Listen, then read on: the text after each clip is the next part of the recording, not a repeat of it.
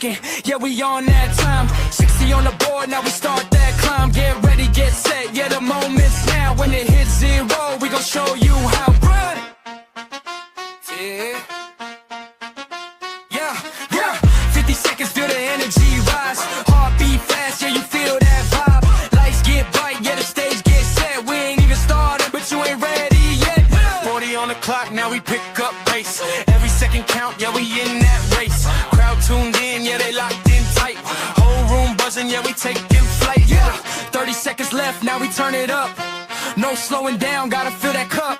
Energy peaking, yeah, it's building fast. Blink one time, might miss that blast. 30 on the clock, yeah, we feel to the heat. Baseline knocking, got you out your seat. Hands go up, yeah, we ready to go. Whole vibe shift when we hit that flow. 10, 9, feel that energy climb. 8, 7, yeah, it's almost time. 6, 5, yeah, we live right now. 4, 3, let me hear that crowd. Steve on the mic, yeah, the nurse got skill. Break it down smooth, keep the whole squad chill. Talking about kidneys, yeah, we keep them on track. If your number's off balance, he gon' bring them right back. Got the wisdom on deck, no stress, just facts. Hydration, motivation, every time he reacts. From the clinic hallway to your podcast feed, dropping gems so fresh, yeah, that's all you need. Steve, a kidney nurse, yeah, you know the name. Keep your body in check, yeah, we play no games. Real talk, real health, yeah, we keep it pure. Tap in right now, Steve, the kidney nurse, yeah. Steve, the kidney nurse, yeah. Steve, the kidney nurse.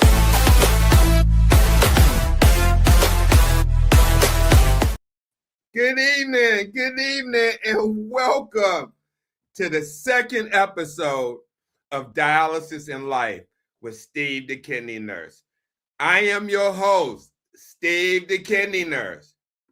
Now, peek this. My guest today, you're not going to believe this. See, she think this is the first time I seen her, right? When she reached out to me. She thought that's the first time I, know of her. But I seen her in her advocacy on Facebook. I just didn't say nothing. You know what I'm saying? I seen her work on Facebook, her post. Anybody like, Steve, who is her? Who are you talking about? I'm talking about my guest today, Jennifer Hill Gowan, a kidney dialysis patient, relationship coach, and check this out, a fearless storyteller. So get ready for a candid conversation about love, resilience, and rebuilding life on your own terms. Building life on your own terms when you get hit with a chronic illness. Who better to help you navigate that than a relationship coach that also been hit? Mike Tyson hit by kidney disease. Share this live, subscribe. We're going to get started shortly. But before we do, we had to do a little bit of housekeeping rules. Okay? You know and I know that this show, the information broadcast on Dialysis in Life with Steve, the kidney nurse, is provided for educational and informational purposes only. I'm not a doctor. I'm a nurse. And this information is not intended or implied to be a substitute for professional medical advice, diagnosis, and treatment. Now, with that being said, let me tell you about our guest before I bring on. Our guest resides in Fort Worth, Texas, United States. She's a certified relationship life coach. Now peep this. She used to work for the Dallas Cowboys. I'm talking about the Pro Football NFL team, the Dallas Cowboys. And I got a bone to pick with her about that because I'm a Redskins fan. And if you know, Dallas and Washington got a rivalry. So Jennifer is currently on dialysis. She does CAPD. And I believe what caused her kidney disease is type 2 diabetes, which is the #1 cause of kidney disease, kidney failure. And I always say that, with hypertension coming in second. And guess what? She does CAPD. And me like, Steve, what's CAPD? That's continuous ambulatory peritoneal dialysis. And she does it 3 days a week. So see, I'm a home dialysis nurse now. I converted. And I tell people, you may not, if you still got urine output and they want to put you on dialysis, PD is the way to go.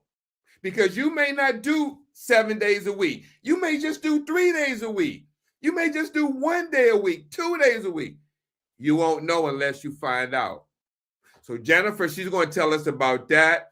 She was diagnosed in 2020, which a lot of people was, because you know in 2020 what hit? C19. I'm not saying that caused hers, but a lot of people that I've seen come on dialysis was because of C19. So she was diagnosed 2020. By 2023, she started. Now she's on the kidney wait list. She's been on for 3 years. Her blood type is B positive, which is typically 5 to 7 years wait time. She's been published in 2 magazine articles. That's what I'm saying. I've seen her work.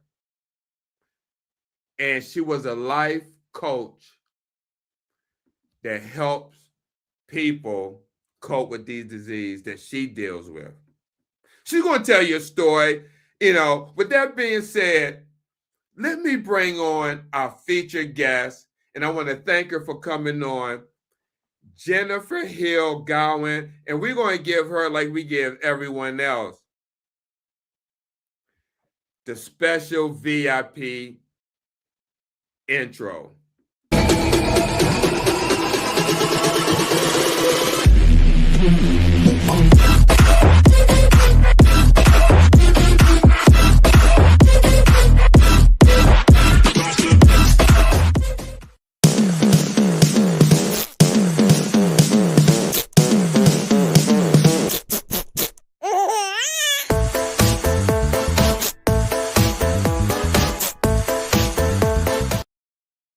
Hey, Jennifer, how you doing? Hi, how's it going out there? All right.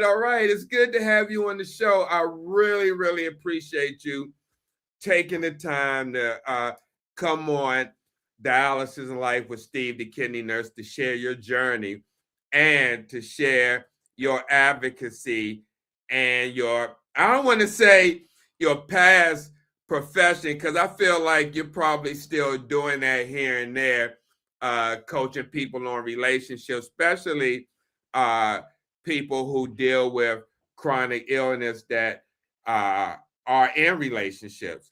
Mm-hmm. So let's start with this question right here. Can you tell us about your path to becoming a relationship coach, a relationship life coach, and what led you to retire because of your kidney disease? The floor is yours. Yeah. So I've always been kind of just ever since I was a child. First of all, my birthday is February 15th. So, I was a Valentine baby. Okay. And my mom and dad and I used to joke about that. Like, she's like, my parents would always be like, that's my sweet child, because, I was born in February on the, 15th, the day right after Valentine's Day anyway. So that's just kind of like my little joke. I feel like that's why that's part of my life journey anyway. But anyway, just kind of going back to the beginning of when I first started, I I was at a point where, we're always doing pivoting, right? Like throughout your career. So the beginning stages of my career started out in early childhood. So I used to work with children. I worked at a lab school, and I did ended up going to Tarrant County College, and started my career in early childhood. So I worked for a lab school, and I worked for a company called Children's Courtyard, and it was a preschool environment that was a lab school where you train other teachers that come through and stuff like that. And that was the beginning of my career. But I did that for a while, and at different points of my life, pivots happen. So that was kind of the beginning. Then I got this amazing opportunity, like you mentioned in the intro, to be able to go and work for the Dallas Cowboys. That was because I had a parent at the time that worked for the Dallas Cowboys, and they, told me about a position, and they knew I was in a space where I had, we were trying, my husband and I, I've been married for 26 years. Wow. Just this past, last week, actually made our 26th year of marriage. So, Congratulations. thank you very much, very much. We're very proud of that. Only to God be the glory for that. But anyway, so we were trying to have a child at the time. So things got really tough for me being in that field. So I ended up getting an amazing opportunity to start working for the Dallas Cowboys. And again, that just kind of came out of really literally out the blue. The parent contacted me, let me know that there was a position there. It was lined up for me to, everything in my life that has happened. And I am a very spiritual person, and I always make sure people understand that about me, because that's a big piece of who I am. Everything in my life has happened that way. It's just, the opportunity meets, So the next thing that I'm trying to do. I'm always just keeping my ear to the ground, and letting God guide me on, where I need to go next, and that kind of thing. So I'm always open for opportunities, and things like that have just kind of happened. So that one just kind of literally landed in my lap.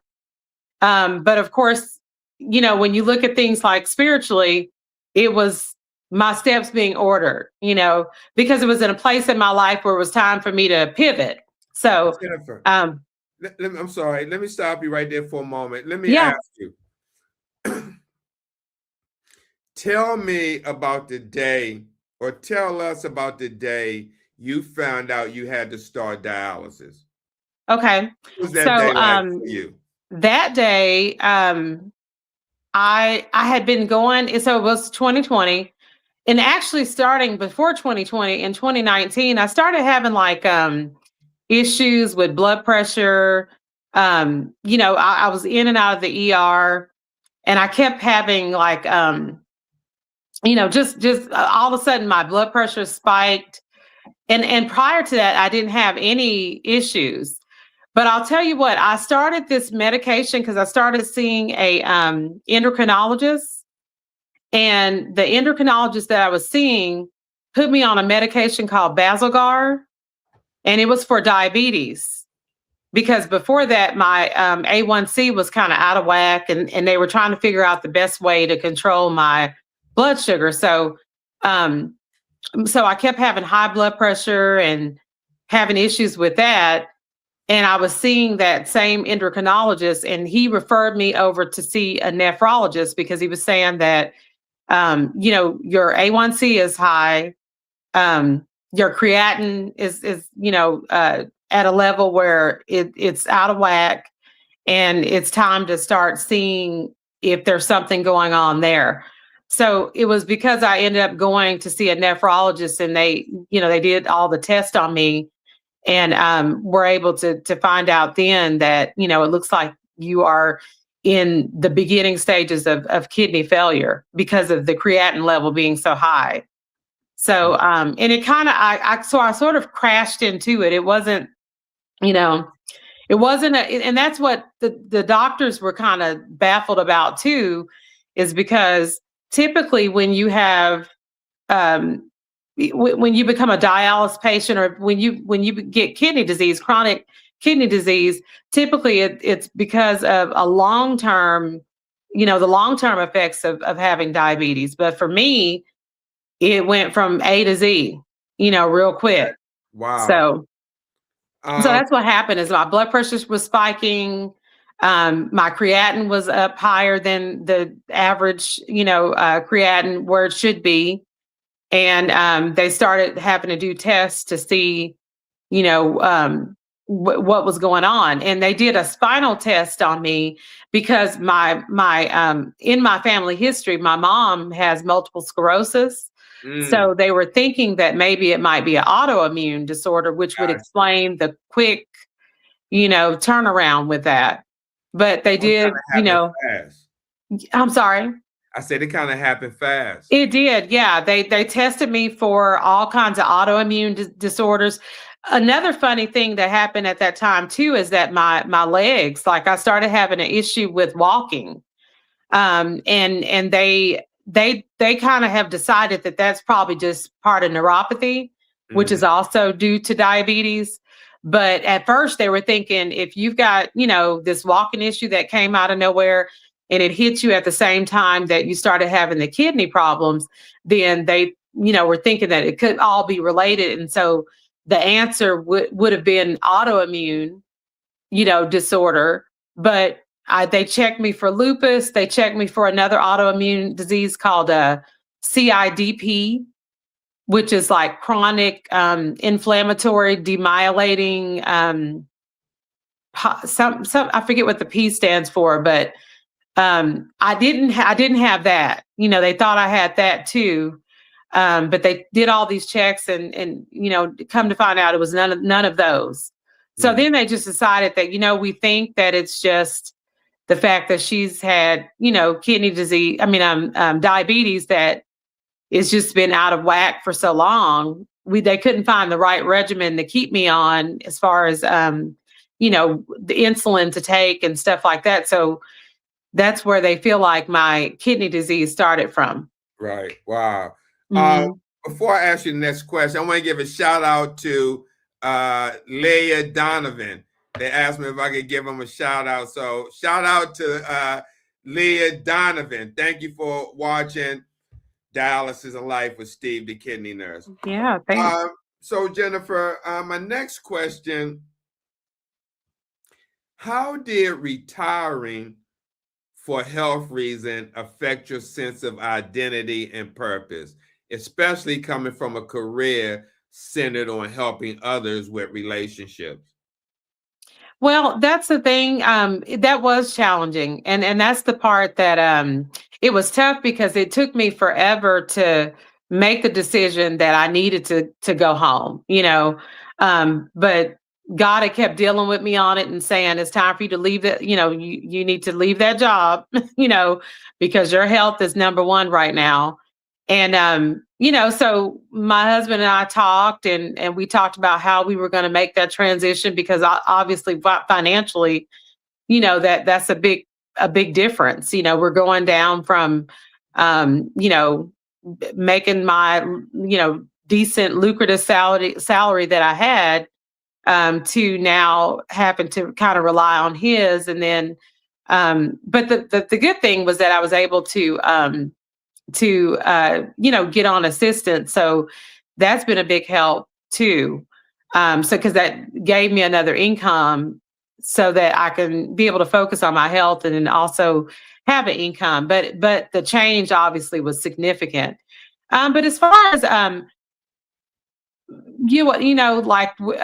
morally, the morale kind of goes down. You kind of have to that's where you become your own life coach, to where you have to kind of encourage yourself to pick back up and keep going. And so I had to figure out a new way to be able to still do what I love, but do it in a new space. So because I'm used to pivoting, then I was able to do that. I was still So able to continue to coach, so I still do coaching with people and stuff like that. But I no longer was working for, the dating service that I worked for before.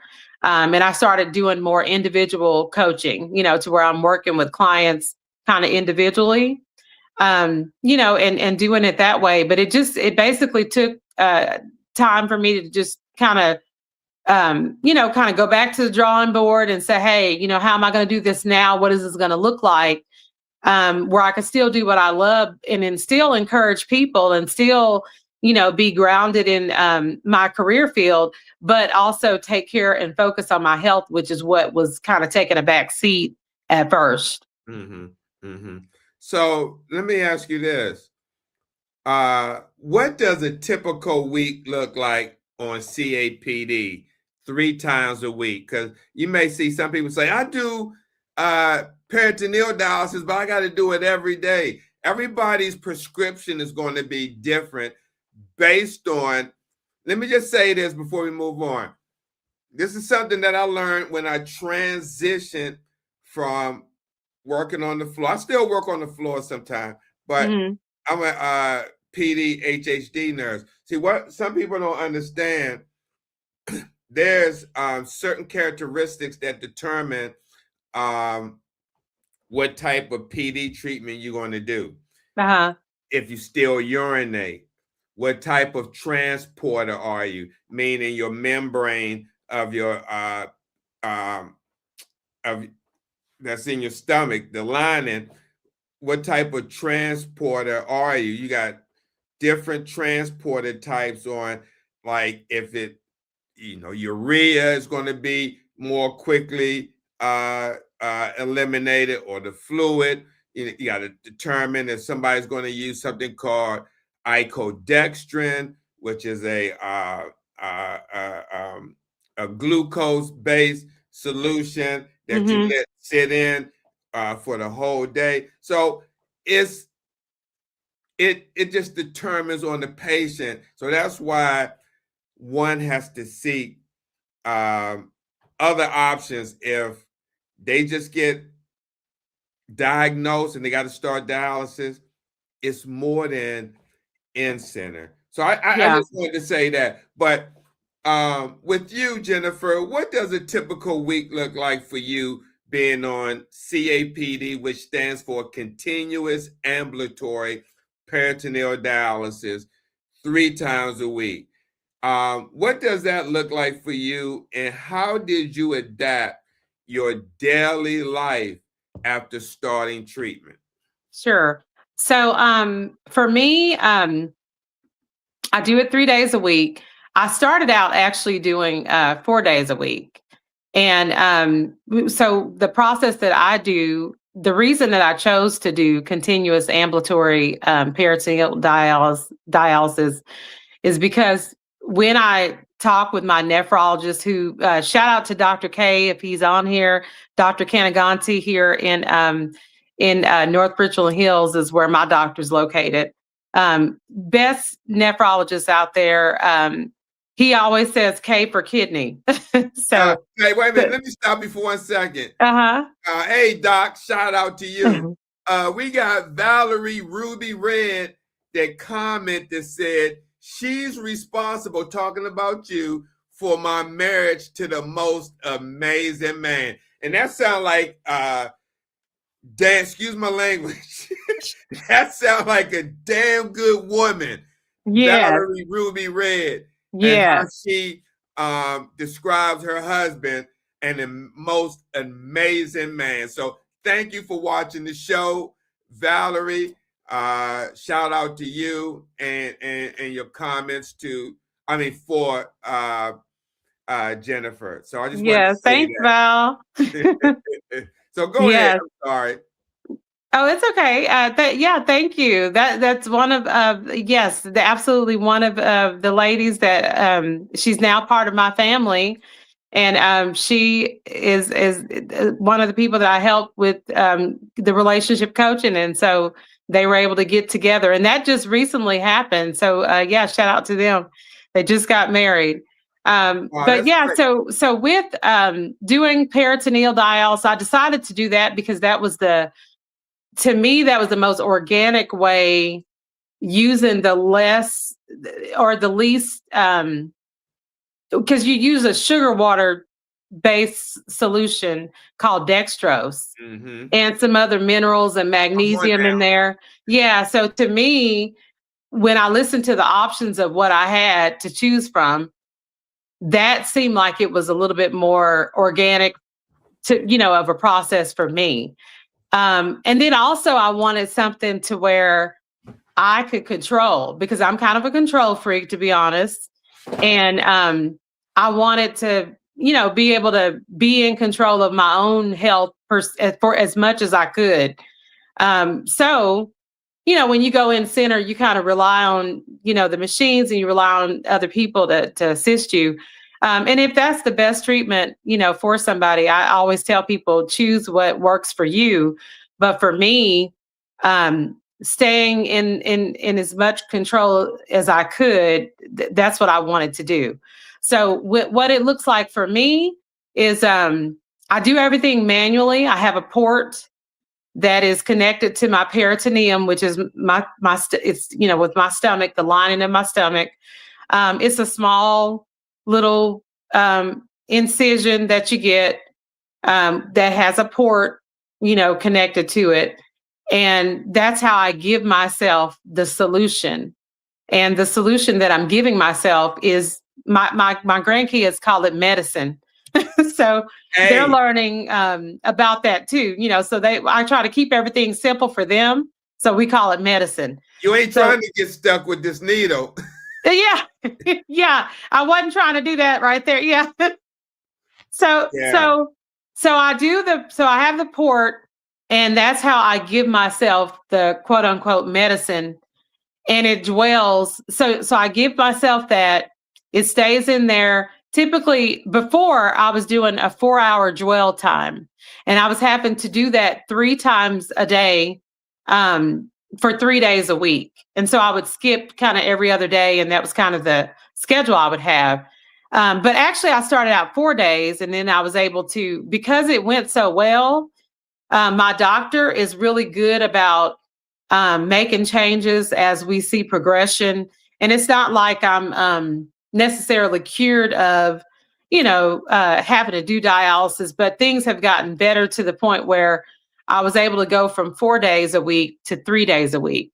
So now I do it 3 days a week. And just recently, we changed the prescription again, because he's always trying to figure out new ways to do this to make it more easier on his patients. And so if you're getting good clearance and the toxins are being cleared out, and things like that, he's willing to try new things. So what we're doing now is I've moved up to a stronger solution, which is a 7.25. That's the And icodextrin. yes, yes. So I'm now using that. I'm only having to do a 4-hour dwell time. I give myself the solution at 5. I do the normal one, the one that I was doing before, which is the 2.5, which is the I call it the green bags. That's the solution. It's just different from the one I'm doing now. But I do that one at 5 in the evening. And then I put that in and, let it stay in for a little bit of time so it could do its work, which is the dialysis working. And then I take that out and put in the 7.25, and I leave that in overnight now. And Okay. I'm able to, just a tad bit of a solution, just 1,000, milliliters of it. And I leave that in overnight. And then when I wake up in the morning, I take that, I drain that out.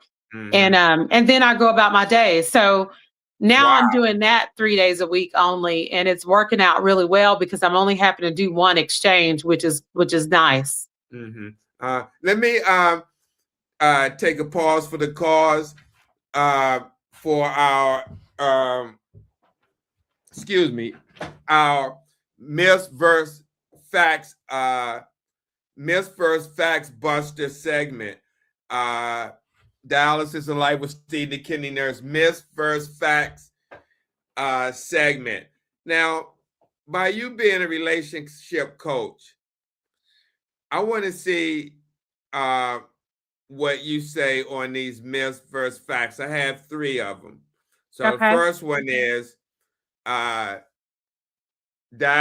is too much for relationships to handle. Is that a myth or a fact? I'd say that's a myth. Okay. And I say Why that because, say that?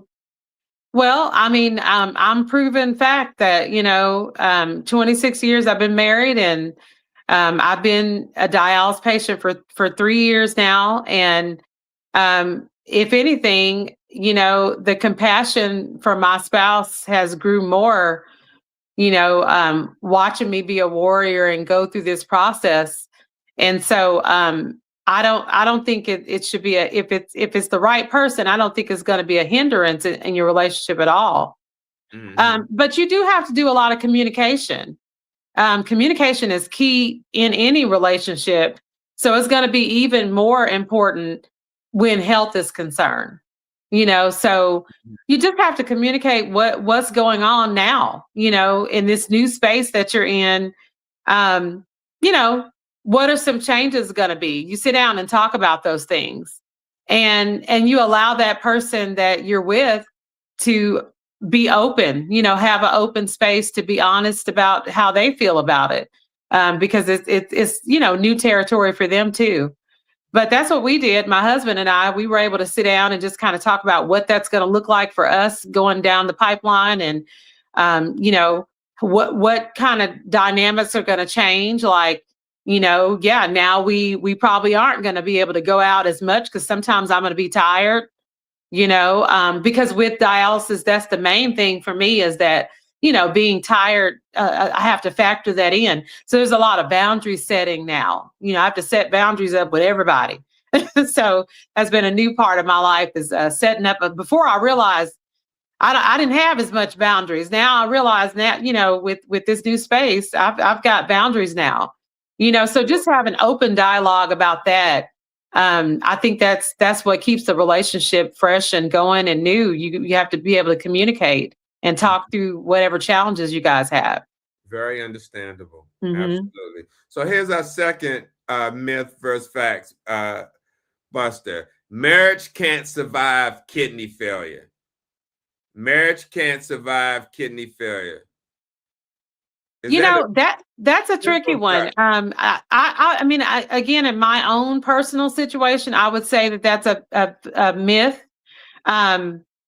Because again, a relationship doesn't have to not survive because there's challenges.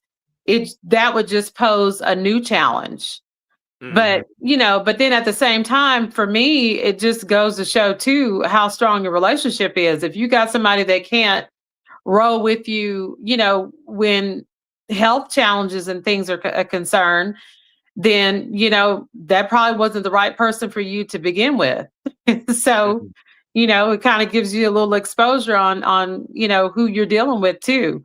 But I don't think that just with the challenge of health issues, it should be difficult. I mean, it's going to be challenging. And again, a lot of communication and a lot of new territory is going to have to be explored. But as long as you guys are upfront and honest with each other about the feelings, about, how things are going to go, and just kind of keep an open line of communication, I think you can conquer anything. Sure. I definitely believe that as well. Mm-hmm. And the last one is kidney failure ruins relationship.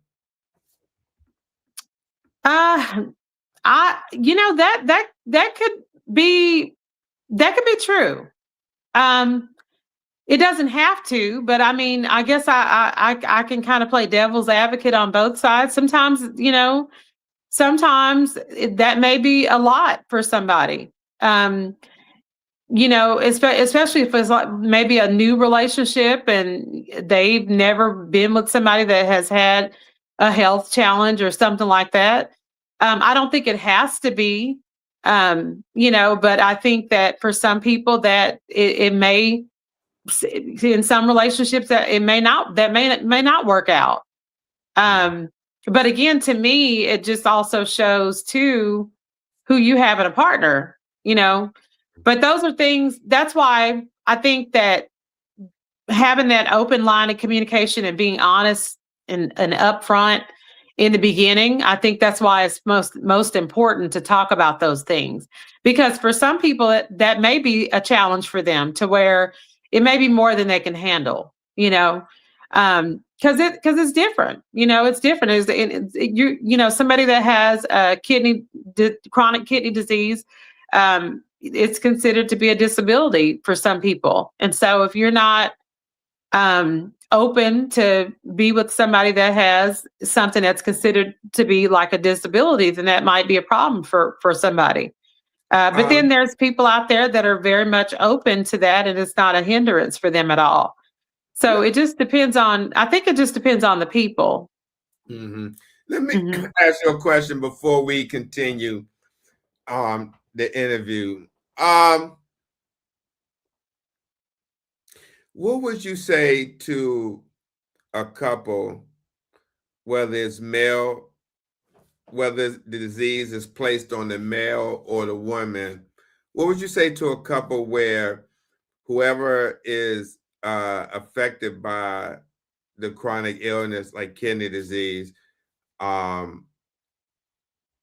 has decline in intimacy? What would my advice be to them?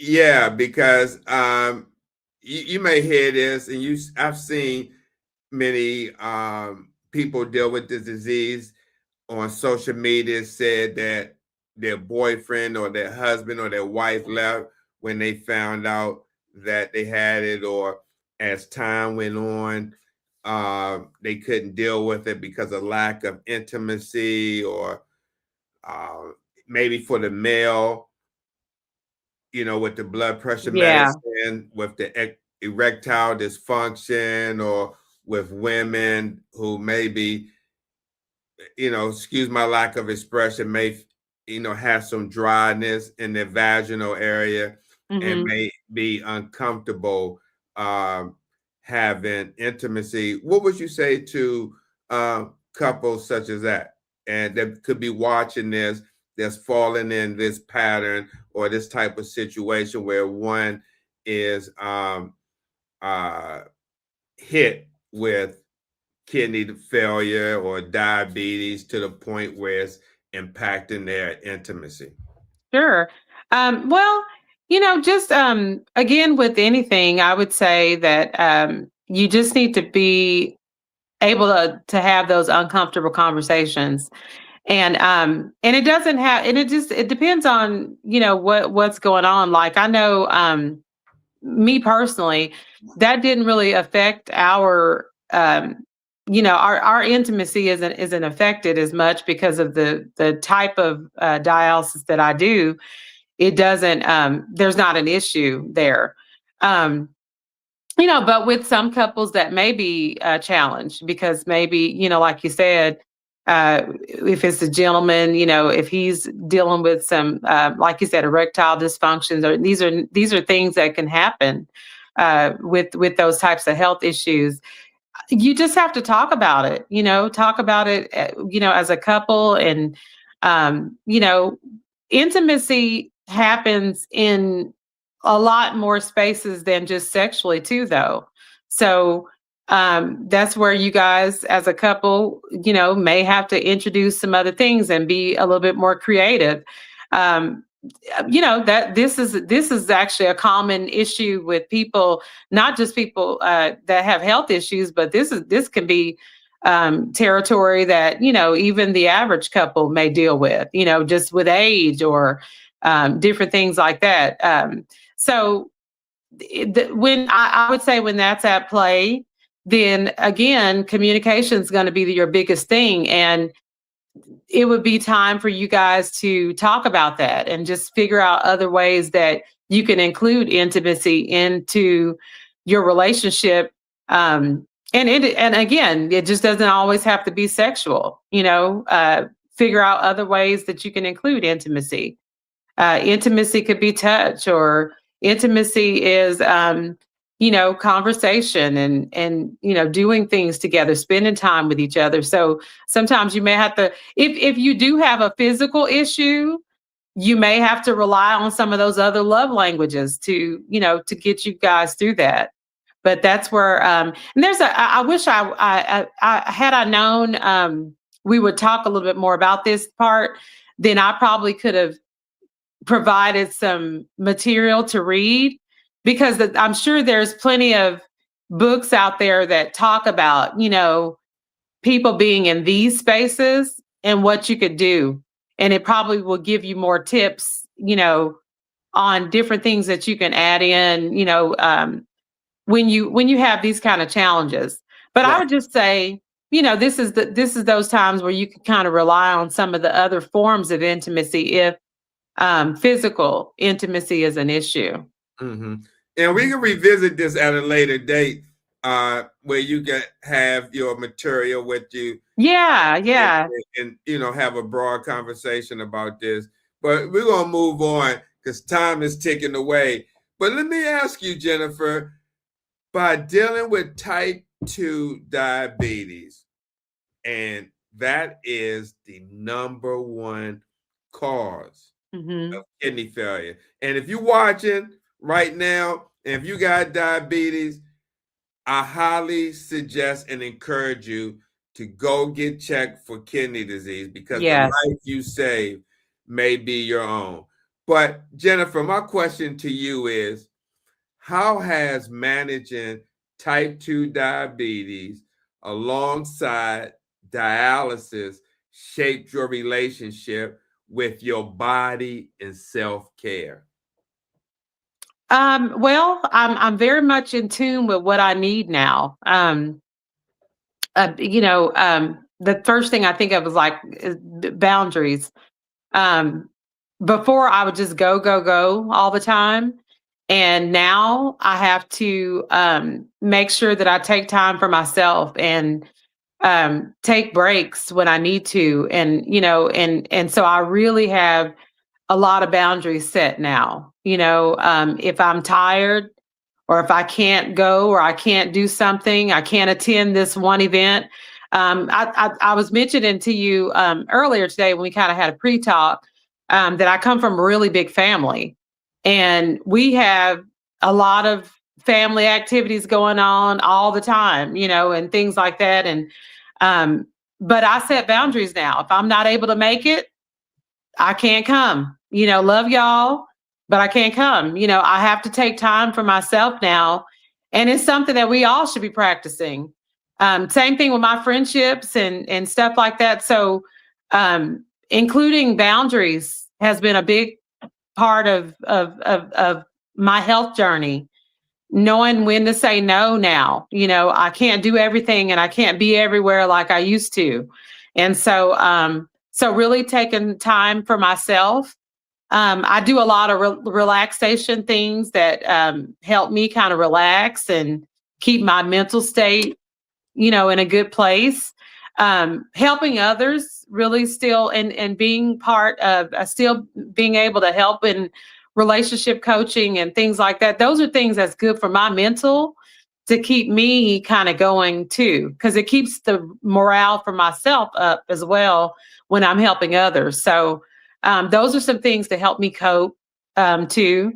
And just my partner, my husband, talking with him, he's a big support system, and we have conversation going all day, every day. He works from home too, so we're here together, and so we do a lot of talking, and that's healthy for our relationship.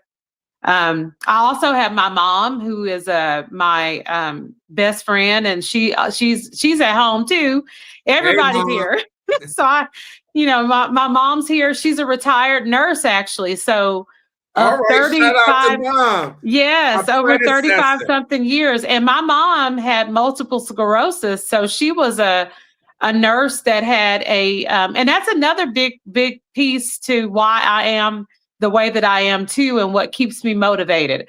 I watched her be a nurse and care for others, for years. And even back when she had a mobile wheelchair, like the mobile scooters, she Mhm. was a nurse back then, made it look Wow, cool, shout out to mom. Yeah. Yes. So I'm used to having warriors in my family, and we're just built that way. So anyway, having her here, she's a nurse, and so she's a retired nurse. So just to be able to have her around also is a big help. Because if I'm feeling weak, or if there's, things that need to be done around the house, she helps with that. So I've got a huge support system, which I realize not everybody has that, and I'm very fortunate to have. But I rely on my resources too, around me. I have a son too. Shout out to Tori, my son. Hey, He's Tori. wonderful. Shout out to Yeah, Tori. he's in the maintenance space. He does, contracting and plumbing and all those things. He's really talented in that area. So he comes over and helps me with those kind of things. So I'd never have to worry about that with our house. I really just rely on my Right. support system a lot, and those boundaries are really important. What's your So husband's name? my husband's name is Keno. Hey, Keno. Shout out to Keno. All right. Hey, Marsha. Oh, Marsha Parker, what's going on? Thank you for watching the show. Jennifer, let me ask you, let's shift gears for a moment because we got about 12 minutes left. Sure. No, but let me ask you, and I'm sure a lot of people want to hear this. Mm-hmm. You've been on the kidney transplant wait list for 3 years. How do you cope with the uncertainty of waiting, and what keeps you hopeful day to day? And I mean, how do you communicate that uncertainty to loved ones without creating extra worry? Well, me personally, like I said, my spirituality is a big piece to who I am, and so just knowing that there's a purpose behind all this is what keeps me grounded. Um, because it is a challenge, and when this first hits you, it's not. I'm not going to act like there was never a time where I'm like, Lord, why is this happening to me? Because I definitely, had those kind of feelings. But I also see purpose in this process. And so I'm just hopeful to know that there is a donor out there for me. Currently, right now, my husband is being checked again, and coming up in May. So everybody be in prayer with us. He's going to get retested. He was retested. He was tested to begin with in the beginning when I found out I had kidney disease, because he has the O positive blood type. So he's a universal donor, and so we really just thought, oh, this will be great. He can be my donor, and especially with him being O positive. But he got tested, started the process of it, and then come to find out he had high blood pressure at the time. And that's one thing I do want to say, everybody that's out there listening, is that in order to be a donor, it's not a simple process.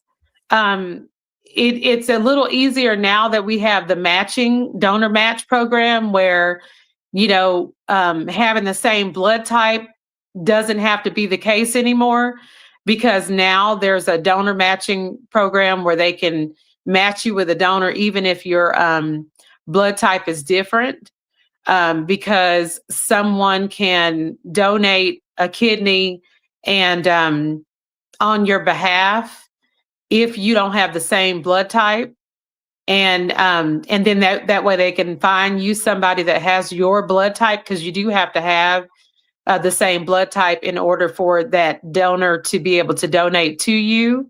But because of the matching program, they pair you with somebody that does. And like Steve mentioned before, I have the blood type that's the most difficult because it's AB positive and or I'm sorry, B positive. And that's one of the rarer forms, and it's more difficult, which is why we have the longer wait time. But I just really rely on my spirituality. I just know that there's a bigger purpose in all of this, and that's what kind of keeps me grounded. I know that I will be healed, whether it be through a donor or if it be that it just miraculously gets turned around. I have an uncle, believe it or not, that had kidney disease, and he he was on dialysis too. Shout out to my uncle James, if you're out there listening.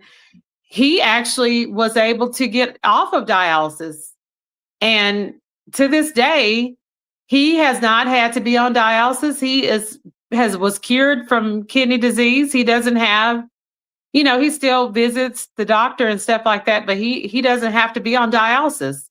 So I have that as something to think about too. So I'm just very hopeful, and I just stay positive and stay in a positive space, even on times where the process can get to you. Just happen to do this on a daily or like a 3-day basis. It's trying, but I rely on knowing that there's a bigger purpose in all this, and God is going to heal me, and whether that be through a donor or if things just turn around for me, however that's supposed to be done, it's going to happen. So that's what keeps us all going around in my camp over here. So I got you. yeah. Shout out to Marsha Phyllis Parker. I just remember, Marsha, who you was. I haven't seen you in a long time. So shout out to you. Hope everything's going well. It's been a minute. So our time is counting down. But I got 3 more questions to ask. Okay. The next one is, as someone who coach others through relationships, challenges, which coaching tools or conversations have been most helpful to you personally while navigating chronic illness? And as a follow-up question, could you share one simple exercise our listeners could try to strengthen communication under stress? Okay. I'm sorry. So the first question that you asked me, tell me that again. The first question is, as someone who coached others through relationship challenges, which coaching tools or conversations have been most helpful to you personally while navigating chronic illness or kidney disease? Yeah, well, communication is the biggest thing that I find. It always seems like communication is it's the area where most people have the most challenges, I think. And so I get asked a lot of questions about how to communicate things to people. Like as far as like when they are having health challenges and stuff like that. I'm not sure if that's answering your question or not. But being able to communicate and just have open line of communication. Sure. To me, that seems like the thing that most people struggle with. But it's also the most helpful thing, is to be able to just have open dialogue and talk about it.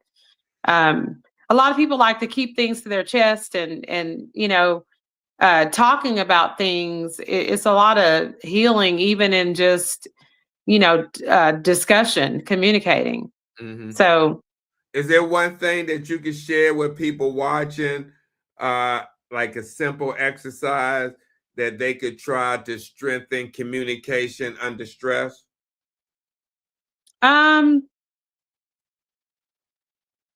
I would say, find you someone that you can talk to. Have you a partner that you can kind of rely on, kind of your accountability partner. I think that that's helpful to, to just kind of have somebody designated that you can, speak with. And that's and get into a group too. A lot of people don't think about that, but like there's a lot of groups out there, like living on dialysis. You know, I'm also a ambassador for the American Kidney Fund. That's a affiliation you can become an advocate for and get affiliated with. Find you a group that have people that are going through the same thing that you might be going through, that you can team up with, that kind of keep each other accountable, and also that you can rely on, because of course those people are going to understand what you're going through. So I would say find a group, find a group that relates to what you're going through, and team up with some people that are like-minded. That helps me stay grounded also, just teaming up with other people that are going through the same thing. So Okay. So let me ask you, I know you said you retired due to kidney disease. What do you wish friends, partners, or employers better understood about supporting someone who retired because of kidney disease and relies on dialysis? What do you wish they better understood about this disease? That's a good question, Steve. Yeah, because I haven't been able to really answer that in a while, and thinking about that. That it's not that the person is not I'm selfish. sorry to interrupt, but any specific do's and don'ts you recommend? Maybe that can help facilitate that. Yeah. So I would say start having those conversations as you see it's getting to be that time, because a lot of people, some people do have to make the decision to leave their job, and it's challenging. So, trying to figure out a plan on how to do that. It's good to start talking to the employers, and kind of letting them know, find out what's the best way to make this transition, that kind of thing. That's that's one of the things I think, and to know that it's not a selfish decision either. You're doing this for your health, and you've got to make a transition, and so for them not to take it personal. Is that kind of what you're thinking about as far as the question? Yeah, just some do's and don'ts that, again, you wish that, again, people understood, like partners, friends, employers, because like I said, you had to retire medically. There may be people watching this that in a situation where they find out they're diagnosed, and they may not get that support from that employer or partners or friends. And Yeah. so I think, and that does happen, especially if they feel like they're losing an employee that was a, significant to the business. But it's a personal journey, and you have to just, let them know that your health comes first. I think that's the most important thing, is to, just remember that your health comes first.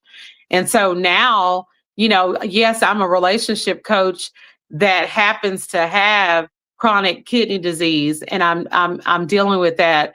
But it's not the other way around, and that's important. My health now is important to me, and my health is taking a front seat rather than a back seat. And so employers need to have more patience with people that are, going through these things, because, when I first found out I was getting diagnosed with kidney failure, I was vomiting every morning, getting up, trying to go to work still. I work from home, but I was sick every morning, until they figured out what was going on with me. And here I am still trying to, get up and go. So the employers, it's important for them to be patient with their employees, Some employees are going to have to use FMLA. That's what I did at first, to started kind of using my intermittent time. But eventually it came time that I had to just go full time and just leave my career altogether full time so that I could focus on my health. But there's things like that out there, FMLA. So you kind of have to start developing a plan and figure out, how you're going to make the transition. So I would say do your research and figure out how you can make the transition. Start looking at, things that you can use if you've got time, or, things like that with your job, that you can start using, like your intermittent time, FMLA. Those things are important. That's why they have those things in place. So if you've got to start using that, use that. But then also know when it's time for you to go, when it's time for you to make the transition. If you've got to do it full time because you're having to do a full time treatment schedule, then you got to be able to figure out how you can pivot and do that in a new space, and and still keep your health as the main concern. So Sure. that's what I would say. Okay. All right. This is not the last question, but the next to the last. Okay. So I want to ask you a question, which is pretty much like the elephant in the room. Mm-hmm. Okay. You live in Texas, and we all know about Texas. It's a big state. It's a Republican state. Have you personally encountered systemic or logistical barriers, meaning insurance, access to care, employment policies, during your time on dialysis and the transplant wait list? And how have you advocated for yourself, and what would you change systemically? So yeah, that definitely plays a factor in in this space. So I don't know how much people know about the whole. I mean, I'm still learning about this myself, but there's a factor with me being African American. The whole GFR thing, which I'm still kind of getting comfortable explaining that whole thing. But if you're African American, just last year they made a change to where that's where your calculation of like your wait time, there's like a formula basically for your wait time, of how long it's going to be that you wait, be on the waiting list. And for a lot of African American people, because we can hold more creatinine in our body than the average person, I was told that that's one of the reasons why there's this whole GFR thing. And I unfortunately, I need to do more research on it myself. But basically, just last year, because you are African American, you were given more time added, in a good way, to your wait time, which potentially gave you more time, kind of gave you back more time on the wait list because of you being an African American. And because initially that was a factor, like because you were African American, then previously you might have had to wait longer than someone that was non-African American. And they just changed that formula.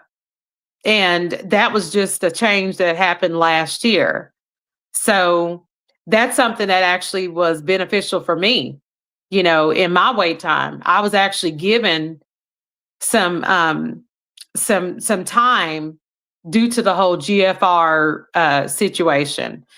And I'll have to revisit that conversation because that's kind of a long one, and that, but kind of based on what you're talking about, with systemic issues and things like that. That is one of the things that was a factor. Was as far as me being African American, having to wait longer, which is why we need more people to donate. You know, especially for African Americans, because we're some of the people that don't do it. Aren't as there's not as many donors that step up to the plate, that are African American, and that needs to change. And that's why I became a advocate with the American Kidney Fund. That was something that motivated me there. Shout out to my cousin Tamara Walker. She's one of the people that helped me to become, Wait be a minute, interested. hold on. Tamara Walker out of Georgia. Yes, Who won the Hope Life Award? I think. Yes, that's my cousin. What? Yes, yes. I'm connected to some great people, Are you serious? So, yeah, that's my cousin. Because I was meeting up with someone in DC at a hotel last year, and we were in the same hotel, and we were in the restaurant eating, and Tamara and Artis, I can't think of her last name. Carr. I've seen her name before. Artis Carr. Shout out to Artis too. Walking in the restaurant, and I seen them, but I didn't really know who they were. And they picked me out. They like, "Hey, Steve." I'm like, "What?" Yeah. And that was my first time meeting Tamara Walker Yes. at this restaurant in DC at dinner. Ask her about it. She'll tell you. We took some pictures together.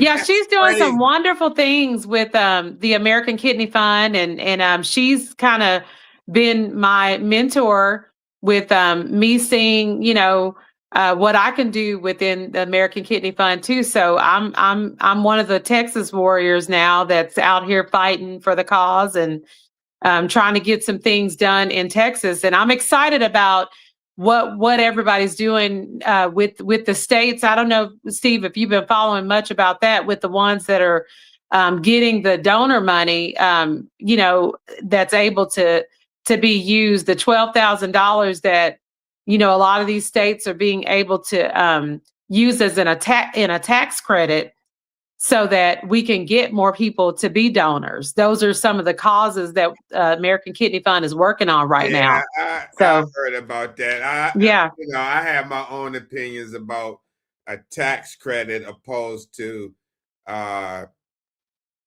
giving out the money and helping somebody in time of needs, not at tax time, but right. If I'm donating, and say something happened with my surgery where I got to take a little bit more time off from work than expected, and it could happen. We don't know.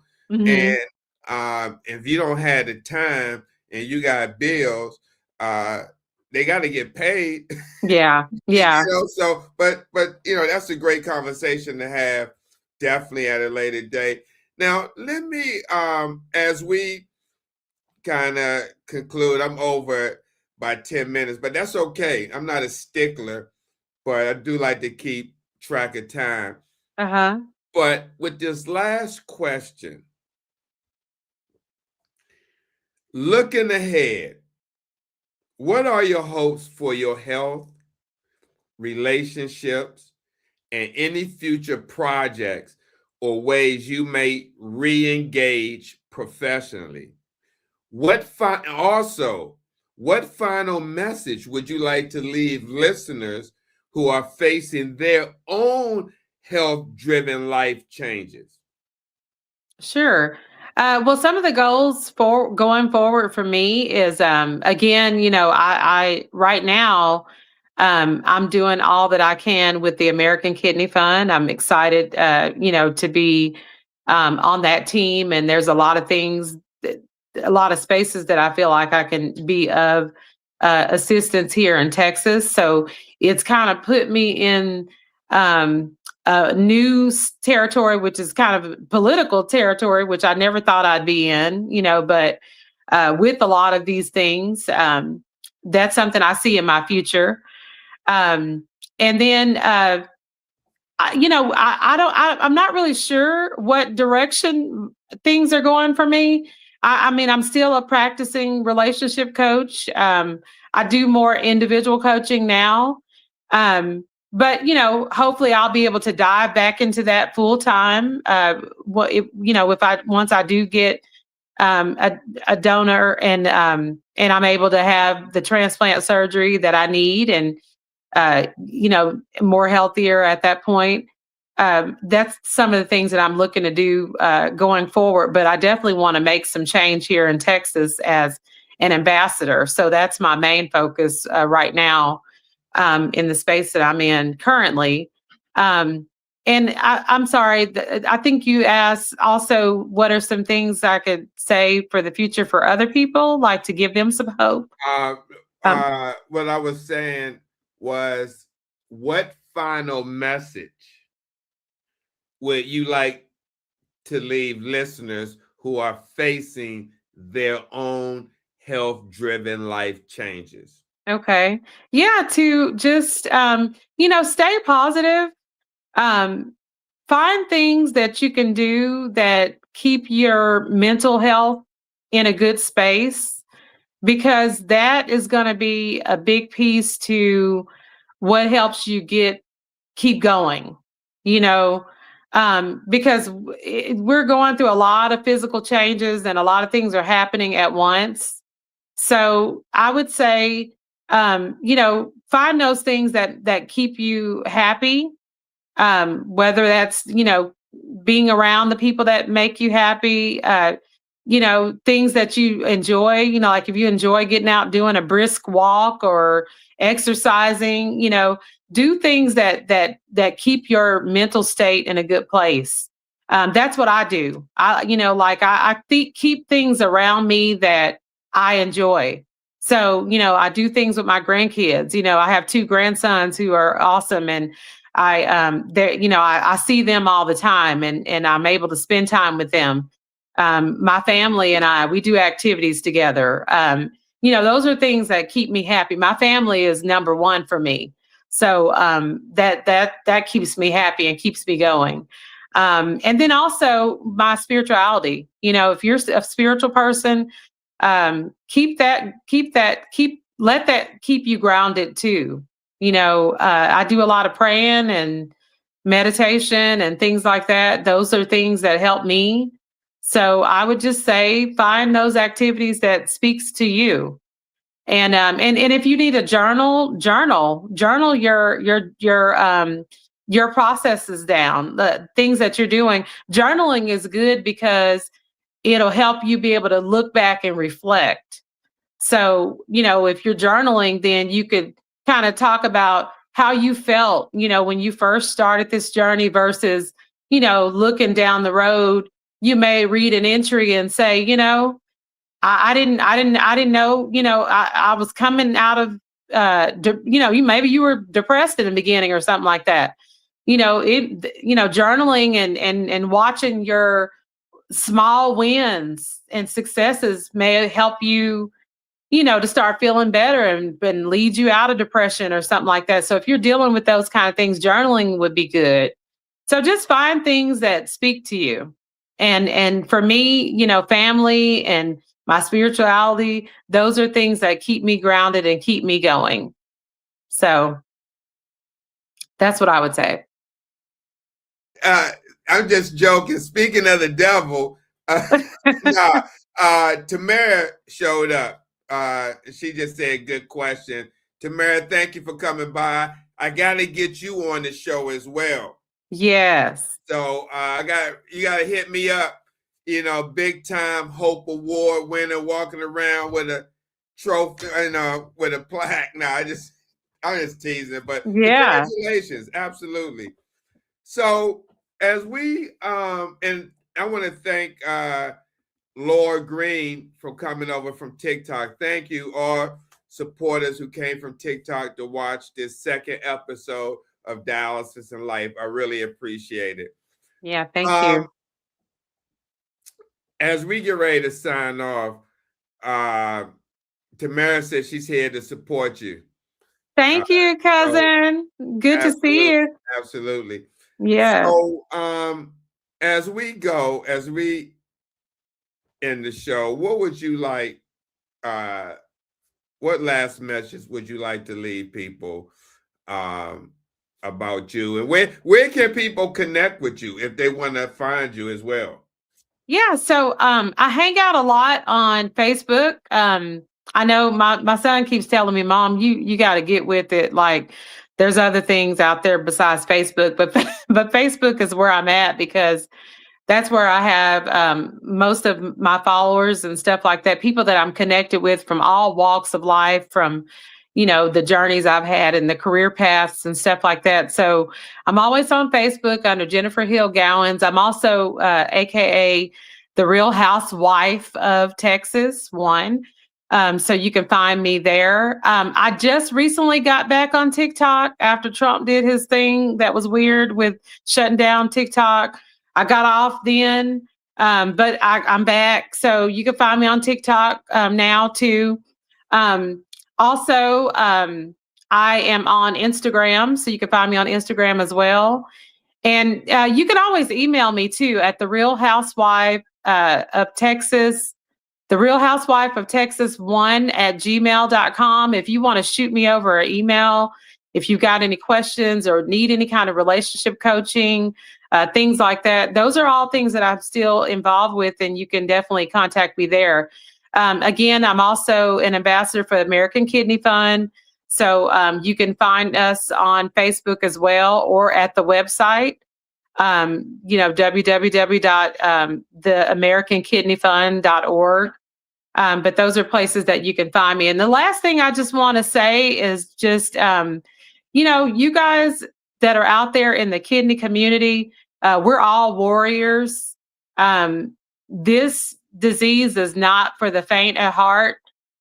So there's a warrior within you if you are somebody that's been diagnosed. And just keep that in mind, keep that fighting spirit, and that'll keep you going.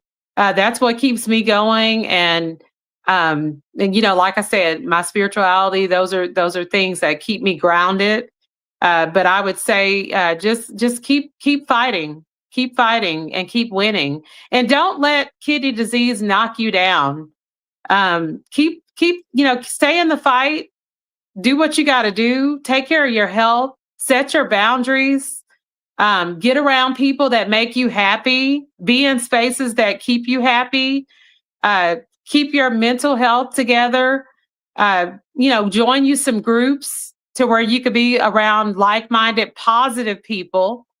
But those are all things that help me. And I would say those are some things that could help you too. But I thank you all for listening. And I thank you so much, Steve, the kidney nurse, for having me on. It's been a pleasure speaking with you guys. Hey, Jennifer, thank you so much for coming on my second episode of Dialysis in Life with Steve, the kidney nurse. Many people don't know that I've done podcasts in the past before it really kind of became popular. Mm-hmm.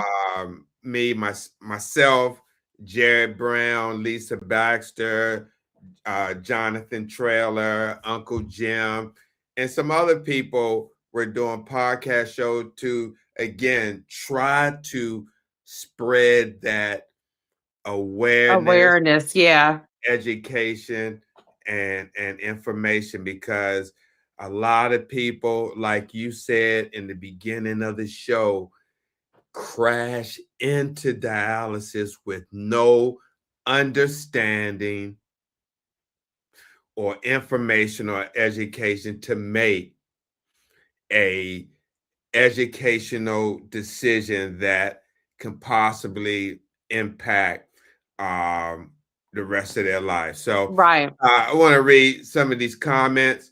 Marsha Phillip Parker, I believe she had a transplant. She started an organization. Not sure the name of it, but put it in the chat, Marsha. She says, you're not alone. We are here for you. Valerie mentioned, we love you, Jennifer. We Again, love thank you, you. Valerie, for coming by. Y'all don't forget to subscribe to the YouTube channel before Yes. you leave out of here. Yes. Subscribe to that. And with that being said, I like to thank Jennifer. I'm going to get ready to drop you, but again, thank you so much for coming by, and I'd like to bring you back for a co-host appearance episode. I'll let you know the date and the day, and see if you're available to come on. And maybe it could be a day when I can get Tamara to come on, and we can interview her, and you could be the co-host. That make it more probably comfortable for her and you as well to discuss her accomplishment and in the advocacy space, because to be honest with you, I only thought I know Tamara from New Beginnings Foundation. Oh, wow. Okay. Oh, that's how I know her from. But I didn't know she was really big in the advocacy space. And when I saw that Hope Award, I was like, what? Yes, that's very proud moment for our family. Yes. So yeah, she's a powerhouse. That's awesome. Hey, you got to get me voted next year. Yeah. But anyway, I'd like to thank everyone. I want to drop you down again, Jennifer. Thank you for coming by, and I will reach out to you. Thank you for having me. Our future show again. Thank you. I hope you enjoyed yourself, and I'd like to thank your supporters and family for coming out and watching the show. Thank you so much, fam. Thank you for having me on, Steve. We'll talk soon. All right. Take care. Okay. Bye-bye. All right. So again, I'd like to thank everyone for tuning in to the second episode of Dialysis in Life with Steve, the kidney nurse. And like I said, this is going to be a weekly show where we're going to push being supportive, empathy, compassion, segments of sharing stories, road to recovery, interviewing people who have had transplants, who have been or who are on that road to transplant, or received a transplant, or had a transplant and now back on dialysis. A lot of this you don't see. Got a patient spotlight, got a myth versus facts buster segment. So this is going to be a great show, weekly show. We hope you continue to come by and watch and support the show. And if you would like to be a guest, we filled up till July.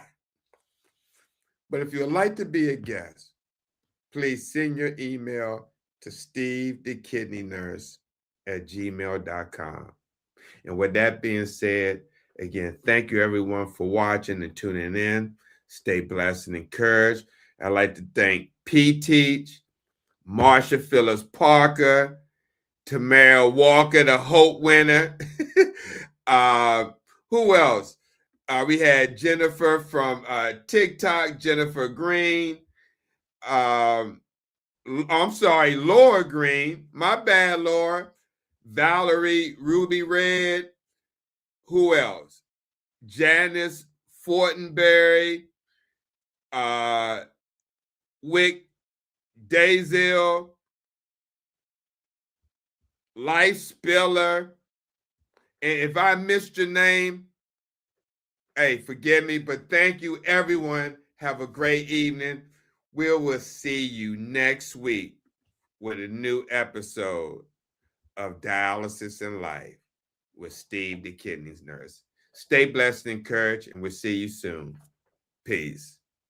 Steve on the mic, yeah, the nurse got skill, break it down smooth. Keep make the whole squad chill. Talking about kidneys, yeah, we keep them on track. If your number's off balance, he gon' bring them right back. Got the wisdom on deck, no stress, just facts. Hydration, motivation every time he reacts. From the clinic hallway to your podcast feed, dropping gems so fresh, yeah, that's all you need. Steve the kidney nurse, yeah, you know the name. Keep your body in check, yeah, we play no games. Real talk, real health, yeah, we keep it pure. Tap in right now, Steve the kidney nurse, yeah.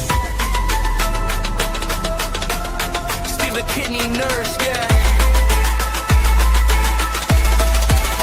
Steve the kidney nurse.